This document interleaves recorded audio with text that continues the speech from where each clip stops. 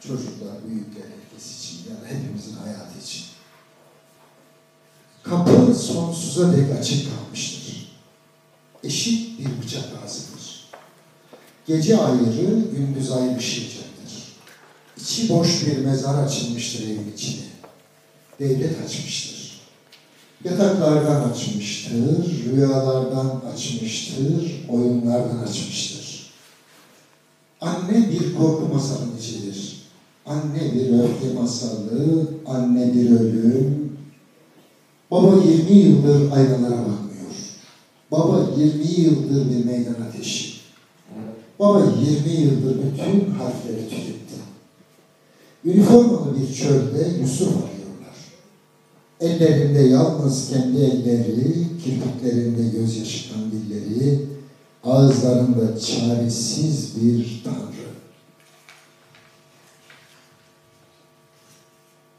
Yusuf yarım kalmış bir oyundur. Yusuf bir kâkül türküsüdür. Yusuf dağların erken rüyasıdır. 13'ünden 14'üne geçiyor 20 yıldır.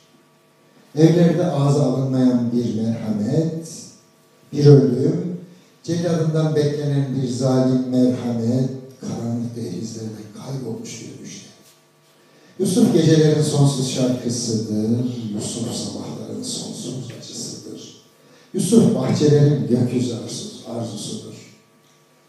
Bir utanç perdesi yaşamaktan, acısı topraklara vuran bir yutkunma, bir gelecek vaadi canımızda halkalanan, gövdemizde onurlu bir yalnızlık, al yeşil bir tevazu kalbimizde, ölülerimizden bir düğün alayı, öldüreni anlamaya varan bir ceza, ağzımızda şiirlerden bir gönül, bir yaşama gücü yaramızda. Biz kırıldık, daha da kırılırız. Kimse dokunamaz bizim suçsuzluğumuza.